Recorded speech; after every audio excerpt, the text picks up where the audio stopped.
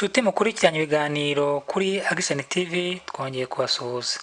Uyu ni wa mwanya rero twabageneye icyegeranyo ku ndwara n'ibimenyetso bifata urwungano rw'igogora. Mu biganiro twagiranye namwe ubushize twabanyuremo muri make ibimenyetso by'izo ndwara zifata mu rwungano rw'igogora.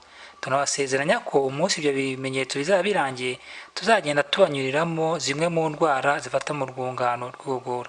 Ubu rero tugiye gutangira izo ndwara tubagezaho zimwe mu ndwara zifata mu rwungano rw'igogora, ariko duhereye ku ntangiriro yarwo. Ubusanzwe urwungano rw'igogora rutangirira mu kanwa. Akaba ariyo mpamvu rero muri uyu munsi dutangiye tubagezaho indwara zifata muri urwo rwungano ariko duhereye mu kanwa. Muri rusange indwara zo mu kanwa ni nyinshi. Hari izifata amenyo, hari izifata ishinya, hari izifata ku rurimi, cyangwa se izifata kuri uriya mubiri muri rusange wo mu kanwa, uriya mubiri ari wita muqueuse buccale. Tugiye kureba hamwe rero indwara ya mbere bita stomatite cyangwa se stomatitis. Haba habaye stomatitis iyo habaye inflammation of the mucous lining of the mouth. Ni ukuvuga ngo haba habaye mbese ukubyimba kuriya mubiri wo mu kanwa.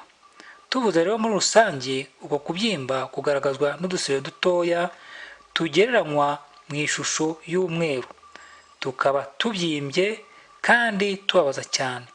Utwo tubyimba rero cyangwa se utwo dusebe dushobora gufata ku munwa wagana hasi mu imbere, dushobora se gufata ku rurimi ku ruhande, dushobora gufata ku rurimi hejuru, dushobora gufata ku mpande imbere n'inyuma cyangwa ku ishinya, cyangwa se tugafata n'ahandi hose. Ariko iki kigaragara ni uko utwo dusebe aho twafashe udufite arangwa nuko adashobora kugira ikintu ashyira mu kanwa, kuko icyo ashyira mu kanwa cyose aba arimo kubabara. Ni ukuvuga ko rero icyo kimenyetso ntabwo ariyo ndwara yonyine igaragaza ubwo bubabare bwo mu kanwa, ahubwo ni ukuvuga ngo mbese iyo ndwara igaragazwa n'utwo tusebe cyangwa se utwo tubyimba tugaragara mu ishusho y'umweru iri mu kanwa, ubundi biba byagenze gute? Mbese biba byatewe n'iki? Akenshi na kenshi indwara zo mu kanwa zikunda kuza ziturutse ku ndyo nkene. Ni ukuvuga ngo umuntu urya indyo nkene, indyo mbese itarimo vitamine C, kuko buriya vitamine C bayita imiti, iri mu miti y'ibyo bita les anti-infectieux. Les anti-infectieux ni imiti ubundi ifasha umubiri mu bwirinzi bwo kurwanya za mikorobe. Ni ukuvuga ngo rero igihe umuntu yariye indyo nkene iburamo izo vitamine C, utwo dusebe two mu kanwa dushobora kuza kandi tugatangira aho ngaho mu rwungano rw'igogora tumubabaza, dutuma adashobora kugira ikintu ashyira mu kanwa, mbese ku buryo umuntu utufite aba yumva amerewe nabi. Ikindi kintu gishobora gutuma mu kanwa hazamo utwo dusebe bishobora kuba byatewe n'imiti umuntu aba yafashe, ibyo bita chimiotherapy. Ni ukuvuga ngo ushobora gufata imiti muri rusange, ariko iyo miti igatuma mu kanwa hababuka. Iyo hababutse rero bigatuma hazamo ubwo busebe. Iyo ndwara niyo bavuga ko habaye icyo bita stomatite.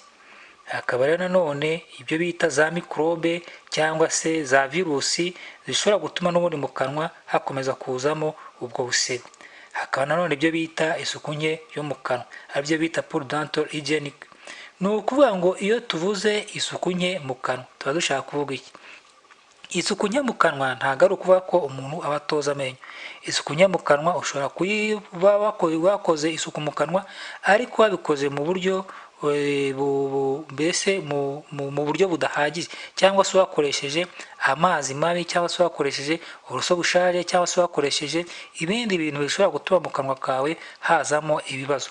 Dufate nk'urugero aha ngaha, isuku nke mu kanwa ushobora kubyuka mu gitondo ugiye koza amenyo yawe, ugafata amazi wenda ari mu kabase cyangwa mu kadobo ukayoresha amashyi, ugatangira ushyira mu kanwa. Wari ufite uburoso bwawe bwiza, wari ufite umuti wawe mwiza, ariko kubera yuko ukoresheje ya mazi washyize muri ka kadobo cyangwa se muri ka kabase urimo wogeramo, kandi wenda n'ejo warakogeyemo, n'ejo bundi bwashyize warakogeyemo, iyo mpamvu yonyine yo gusa yo gutuma wowe ubafashe ayo mazi muvuga ngo wavomye ku iriba ryiza, ariko kubera yuko yarari umwaho ukabase, yarari umwaho kadobo, ukayoresha amashyi, ukagenda ushyira mu kanwa, winyuguza ucira, ukavuga yuko ubwo ngubwo uba ukoze isuku mu kanwa. Iyo rwose nibyo bita isuku nke mu kanwa. Cyangwa se ukavuga uti njyewe nogize amenyo mu gitondo. Ubundi koza amenyo mu gitondo, umuntu arabyutse, avuye mu buriri, aritunganyije, afashe uburoso, ashyizeho umuti w'amenyo, arangije afashe agakombe k'amazi, agiye kwiborosa. Rwose ndagira ngo mbabwize ukuri ko uriya muco twebwe twese abantu muri rusange twafashe ntago ari umuco wo koza amenyo cyangwa se wo kugira isuku mu kanwa. Ubusanzwe isuku yo mu kanwa igirirwa nimugoroba umuntu amaze kurya. Kirazira kikazirizwa ko wakwinjira mu mubiri mu buriri utabanje kuborosa amenyo, kubera ko uriya mwanya umuntu amara aryamye akanwa kabumbye, za mikorobe ziboneraho umwanya zigakora akazi kazo zo kwangiza amakanwa, zo kwangiza amenyo, zo kwangiza ururimi, zo kwangiza mbese iruhari ahantu urwungano rw'ugogora rutangirira. Ni ukuvuga ngo umuntu wese ubishoboye mu kuvuga ngo arashaka kwirinda iriya suku nkeya, iriya suku nkene yo mu kanwa, urangije kurya nimugoroba mbere yuko winjira mu gitanda wajya ubanza ukiborosa, hanyuma na mu gitondo ukaza kwiborosa. Ariko ubundi isuku muri rusange yo mu kanwa yagombye gukorwa nimugoroba umuntu agiye kuryama. Niyo mpamvu rero kubyuka mu gitondo ugakenyera agasume kawe, ugafata uburoso, ugafata amenyo, ugafata umuti w'amenyo, ugafata n'agakombe ukiborosa. Iya suku rwose nayo tugeragije yuko ari nk'isuku nkene umuntu aba akoze mu kanwa. Ni ukuvuga ngo rero ubu mu kanwa none umuntu ashobora guterwa indwara zo mu kanwa zishobora no guterwa n'uko umuntu aba yanyweye itabi, cyangwa se umuntu yagize ikindi kintu cyakomeretse, cyangwa se amavirusi n'amabagiteri nabyo twabivuze. Ubwo habaye amavirusi n'amabagiteri nyine haba ibyo bita infection virale fungal and bacterial. Ni ukuvuga ngo ibyo byose turimo kuvuga ahangaha bituma mu kanwa hazamo indwara, kandi izo ndwara zikatuma umuntu uzifite yumva amerewe nabi. Muti mbese none indwara zo mu kanwa ubundi bazivuga cyangwa se bazita amazina hakurikijwe iki? Ni ukuvuga ngo ubwoko bw'indwara zo mu kanwa zitwa hakurikije icyazitera.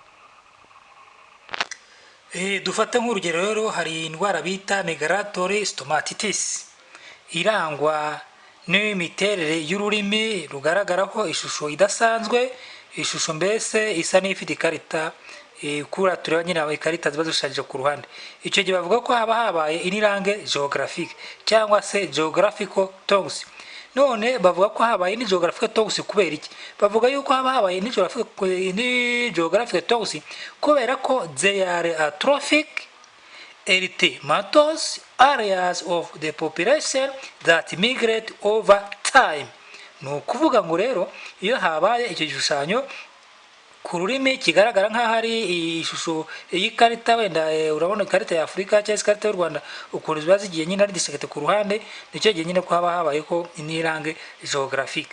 Iyo range geographique rero usanzwe ku rurimi murazi ko hasanzwe hariho nyine ishusho mbese isa n'ijya kwerurukwa, ariko nyine ubwo habaye ibyo kintu nyine gishushanyije nibwo habayeho baba bavuga ko haba nyine inirange geographique. Ni ukuvuga mbese haba habaye iniresio de la dermato bicale. Hakaba rero noneho n'indi ndwara cyangwa se ubundi bwoko bw'indwara bita allergic contact stomatitis, ishobora no guterwa n'uko umuntu wenda yagize allergy bitewe n'ibintu byamukozeho cyangwa se ibintu biba aba yare cyangwa se n'ibintu bishobora kwinjira ku ruhu, bikaba byatuma nyine umuntu agira allergy. Ariko allergy nyine ikagaragarira ko habaye nyine buriya bubyimbe cyangwa se icyo bita nyine eruption erythematese mu kanwa, aribyo bita nyine stomatitis.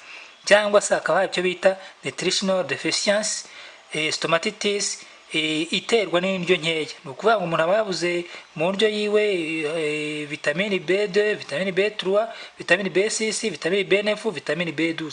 Cyangwa se ibyo byose izo ndwara zose twagiye duterwa tuvuga ruguru, nyine ubwo bwoko bwazo bukaba bwaturuka kubera yuko nyine habaye indyo nkene. Cyangwa se hakaba habaye indi ndwara nyine bise dental related stomatitis iterwa n'ubwoko bw'amakandidose. Uburyo rero indwara zo mu kanwa zivurwa, ubundi indwara zo mu kanwa zivurwa n'uko umuntu aba afashe umuco wo koga mu kanwa akoresheje antiseptic mouthwash. Iyo antiseptic mouthwash biterwa nyir'ubwo n'umuti umuntu wenda aba yarahisemo gukoresha, ariko birumvikana yuko nibura iyo ukoresheje uwo muti bituma ugabanya za mikorobe ziba zageze mu kanwa. Uko rero ngenda uzigabanya kujya uzigabanya, nako nyine urimo kurinda izo ndwara zifata mu kanwa. Ikindi kigaragara nuko nyine umuntu ashobora gukora ibyo bita oral analgesic, nuko n'ubundi ngo iyi ndwara yaje nta kindi cyari gisigaye uretse kwivuza. Ubwo umuntu ashobora gufata nyine iyo miti kugira ngo arebe yuko nibura yagabanya ububabare. Ubundi rero ugashaka na muganga ushinzwe indwara zo mu kanwa akwandikira imiti kugira ngo nyine izo ndwara zitakubaho akarande, cyangwa se zikazajya zikubuza no kurya, cyangwa zikabaho zafata zihereye mu kanwa zigana n'ahandi hatagombye kujya gufatwa n'indwara kandi aribo babiteye. Inama rero, inama ni ukugira isuku mu kanwa. Twabivuze tubisubiramo ko isuku nibura y'amenyo cyangwa isuku mu kanwa muri rusange itagombye gukorwa mu gitondo gusa, ahubwo ko umuntu yagombye gukora nibura isuku 3 ku munsi. Ni ukuba mu gitondo umuntu amaze gufata petit déjeuner, saa sita umuntu amaze kurya, ariko cyane cyane nimugoroba umuntu amaze kurya mbere yuko yinjira mu gitanda, kubera yuko uko nakabibabwiye tugitangira hejuru, za mikorobe mu ijoro umuntu afunze ku munwa nibwo ziboneraho umwanya wo gukora akazi kazo, zikarara zangiza amenyo, zikarara zangiza mu kanwa muri rusange. Ariko nyine umuntu agerageje akavanamo izo za mikorobe, cyangwa akavanamo ibyo bita debris alimentaire, bya bisigazo by'ibiribwa byasigaye mu kanwa, nibwo umuntu nyine aba akoze isuku, kubera yuko ibyo biribwa byasigaye mu kanwa, ibyo bisukari se umuntu aba yashyizemo. Hari n'abantu bakunda kurya za bombo nimugoroba, hari n'abantu bakunda wenda kunywa ka cyayi nimugoroba barangije kurya, none iriya sukari isigara mu kanwa nyine niyo igenda ifasha izo za mikorobe mu kororoka no kwangiza mu kanwa, bigatuma mu kanwa buri gihe hahoramo indwara umuntu atakagombye kuba yagira. None ikindi ni ukwirinda kunywa imiti utandikiwe na muganga. Niba ufite indwara mu kanwa wagombye kwegera muganga akakwandikira umuti akurikije n'indwara iyo ari. Ikindi kintu nawe cy'ingenzi ni ukwirinda kunywa ibintu birimo nk'itabi cyangwa se inzoga za alcohol, kuko biriya nabyo byangiza mu kanwa kandi bikaba byatera indwara. Ikindi rero nongera gisubiramo kirazira kikazirizwa gukoresha amazi ari mu kabaza cyangwa se mu kadobo. Nubwo wenda nta bushakashatsi bwagaragaye ngo umuntu avuga ngo ese ni umubare ungana iki mu bantu baba muri za interna, kubera yuko izi ndwara zo mu kanwa za stomatite, buriya busebe bw'umweru bukunda gufata mu kanwa nyine, ugasanga umuntu adufite wenda mu kanwa, adufite ku rurimi, adufite mu rusenda rw'akanwa, adufite ku munwa se mo imbere. Turiya dusebe dukunda cyane kugaragara ku bana baba muri za interna, wenda baba batumva neza ikintu cyabiteye, ariko turiya tudobo bakoresha mu gitondo barabyutse, bafashe uburoso bwabo bashyizeho umuti mwiza utanduye, uburoso bushyashya, ariko bari akadobo kora kwenda kakiriwe muri seshwari, yarangiza agashyiramo amazi, akagenda agafata ya mazi akazajya yoresha amashyi, agakogesha mu kanwa acira, yogesha mu kanwa acira, yogesha mu kanwa acira. Iriya rwose niyo twavuze yuko ari isuku nkene kandi umuntu aba yikururi. Icy'ingenzi rero nuko buriya bubase nyine umuntu aba arimo gukoresha muri ubwo buryo butagombye kubamo amazi ngo ajye koza mu kanwa. Ibyo byose rero turamutse tubyirinze, twaba twagerageje kurwanya indwara zifata mu rwungano rw'igogora zihereye mu kanwa, kubera yuko indwara iyo zihereye mu kanwa nyine urumva ko zigenda ziba uruhererekane, zimanuka zikwirakwira aho hose. Ubwo rero ubutaha tuzakomeza tubagezaho iyindi ndwara, ariko icyo nabasezeranya ni uko iki cyegeranyo kizagenda kibaciraho muri make uko indwara zifata mu rwungano rw'igogora zigenda ari uruhererekane. Murakoze, mukomeze kugira ubuzima bwiza.